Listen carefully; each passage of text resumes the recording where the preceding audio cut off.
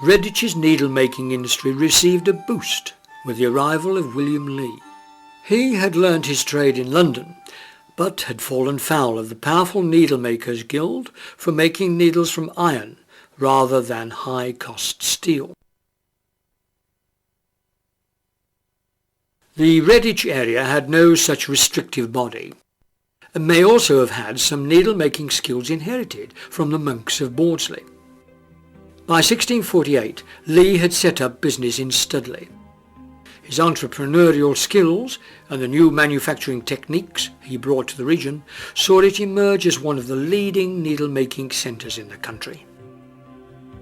In the early years, it was very much a cottage industry, with whole families, including children as young as 4, working alongside their parents in workshops attached to their homes.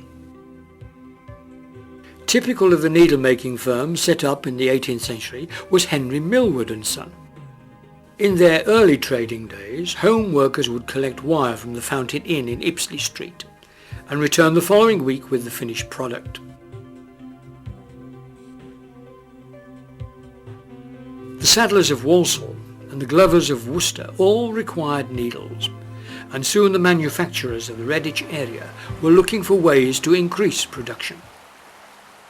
Water power was the answer, and the fast-flowing River Arrow became crucial to the region's industry, as the old corn mills of the Arrow Valley were converted to scour needles.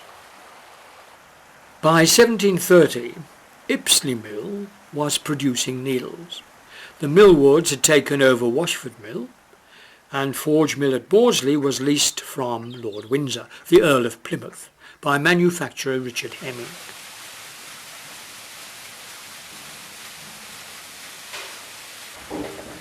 By the close of the 18th century, Redditch was by far Britain's largest needle producer, with almost 2,000 people in the area employed in the trade. The layout of the town itself, though, had hardly changed since the 16th century. At its heart was the green, where the stocks and whipping posts served as a warning to anyone thinking of causing trouble.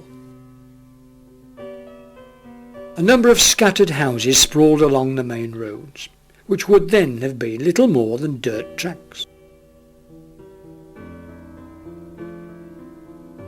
No less than 5 pubs served the mixed industrial and agricultural community, and Sunday prayers still involved the trek down Fish Hill to the chapel at Bordesley. The 19th century got off to a stormy start. The cost of a long-running war with France had caused taxes to escalate. This, coupled with rises in the cost of basic foods, saw great political and social upheaval, and in 1800 brought rioting to the streets of Redditch by people near to starvation. By 1805, the people of Redditch had grown weary of traipsing down the hill to worship at the old chapel of St. Stephen. It was dismantled and its masonry used to build the chapel on the green, at the heart of the emerging industrial community. A major hindrance to further industrial growth was the poor system of roads to and from Redditch. Turnpiking, the system of privately improving main highways and erecting turnpike gates and toll houses to charge those using them, had passed Redditch by. Locals doing business in Birmingham went via Bearley Road and along the old Icknield Street, a journey not without its hazards. In times of flood, the ford where the Arrow crosses the Bearley Road was a major obstacle. According to local tradition, the preacher John Wesley fell from his horse and nearly drowned trying to cross at this point. Links with the outside world improved a little in about 1810, when the Heath family started a twice-weekly wagon service from Unicorn Hill along Bearley Road to join the turnpiked Ulster Road at the Cross and Bowling Green, and on into Birmingham. It quickly proved popular and became a daily service, although the Bearley Road ford continued to claim victims. including the son of Mr. Heath, the wagon operator, who drowned here. Another boost to the town's manufacturers in the early 19th century was the opening of the Birmingham-Worcester Canal. It was originally planned to build a spur to connect Redditch with the canal network, but the hilly terrain ruled it out, and traders had to suffice with a wagon service to the Tardybig Wharf. From here, Redditch needles found their way to Worcester, on to Bristol, and from there to all parts of the globe. The world continued to shrink, and from the early 1820s, Redditch folk could travel directly to London, although not exactly in luxury. The London wagon was started by Stourbridge glassmakers to carry their goods to the capital. To offset the costs, the wagon also accepted passengers along the route, which took it through Redditch, Ulster, Shipston and Oxford. A tortuous 4-day journey. Turnpiking finally reached Redditch directly in 1826 with the opening of the Great South Road. Stagecoaches now came into the heart of Redditch, and a number of the town's pubs enjoyed a new lease of life as coaching inns. Not that they necessarily needed the extra business brought in by the stagecoaches. Redditch men were quite capable of keeping the town's numerous inns busy, as wages in the needle industry were well above average.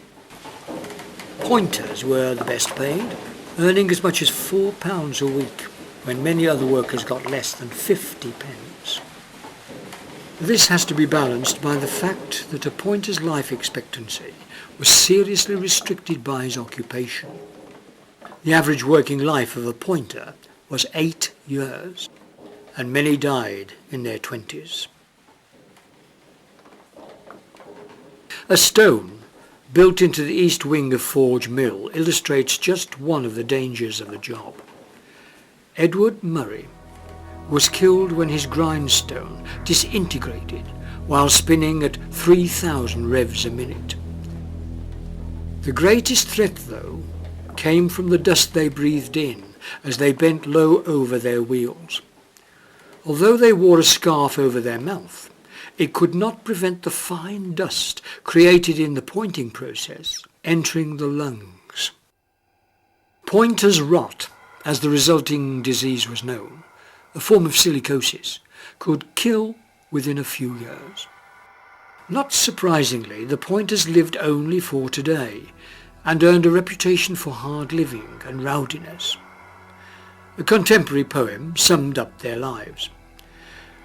There draws the grinder his laborious breath. There, coughing at his deadly trade, he bends. Born to die young, he fears no man, nor death. Scorning the future, what he earns, he spends. As well as drinking, bull-baiting and cockfighting were popular pastimes. But it was for boxing that the town became renowned. Redditch men's considerable reputation for fighting brought a steady flow of challengers, canal navvies from Tardybig among them, intent on fighting the best the town could offer. In the mid-19th century, Tom Paddock, a Redditch needlepointer, fought for the All-England Bare-Knuckle Championship. His opponent was William Thompson, or Bendigo, as he was better known. The fight lasted for 49 rounds until Paddock was disqualified for punching Bendigo when he was already down. For the less bloodthirsty, there were the Redditch horse races that took place every year on a course near Ipsley Mill until 1874.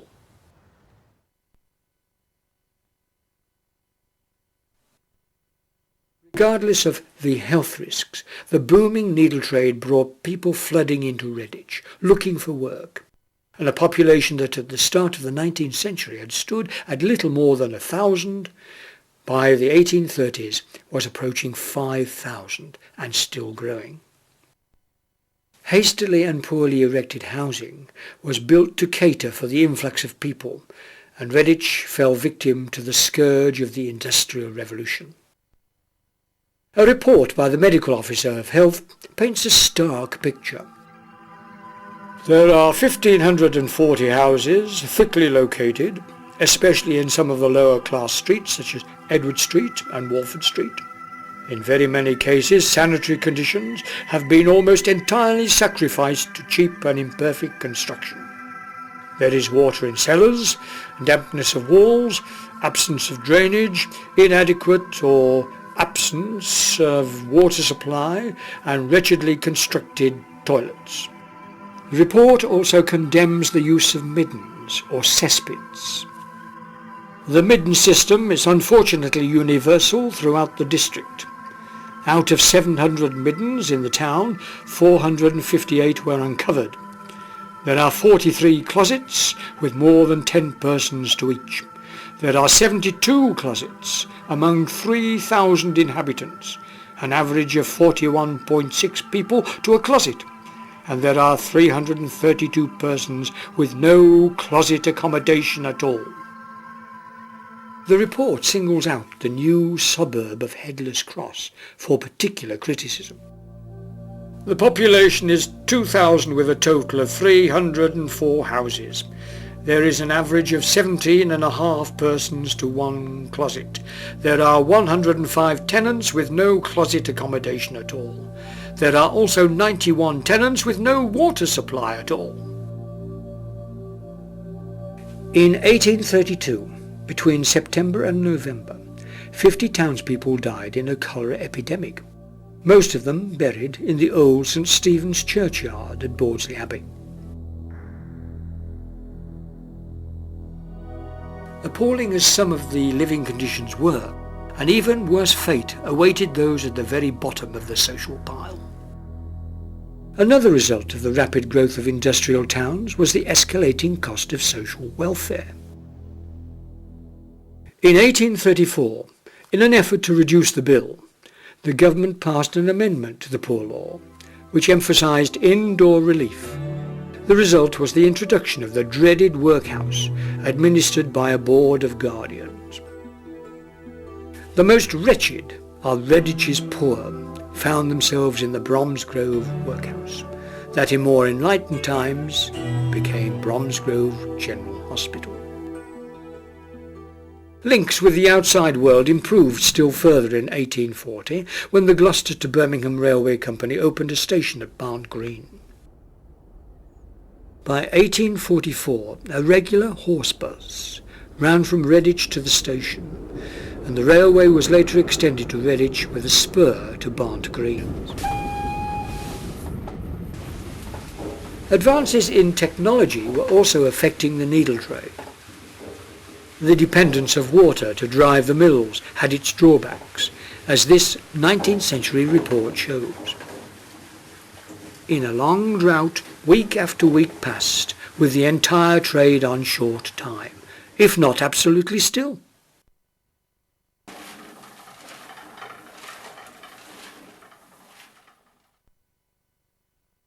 The advent of steam power reduced the needle industry's dependence on water power, and new factories began springing up wherever there was space.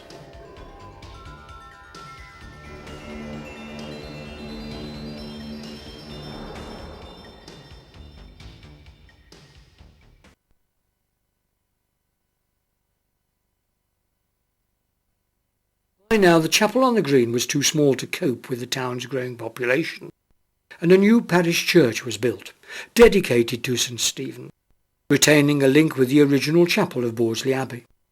Lord and Lady Windsor donated £2,000 towards the cost of the new church, which was consecrated in July 1855. A second church, dedicated to St. George, was built 20 years later to serve the southeastern part of town. The land for the new church was donated by Lord Windsor.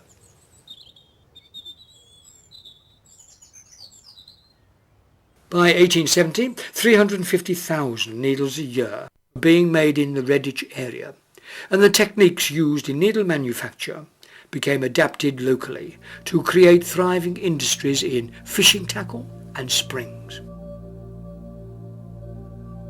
The Public Health Act of 1875 marked the beginning of major social improvements in Redditch. The town's sewage disposal works were completed in 1881, marking the beginning of the end for the night soilman, who had the unpleasant task of hauling away human waste on carts from the crowded slums. In the same year, many of the town's streets were paved, and the following year the East Worcestershire Water Company created a mains water supply through Headless Cross into Redditch.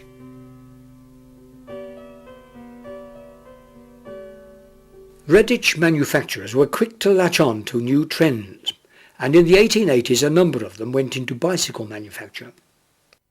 Among them George Townsend and Co. of Hunt End. In 1891, Albert Eadie took control of the company and renamed it the Eadie Manufacturing Company.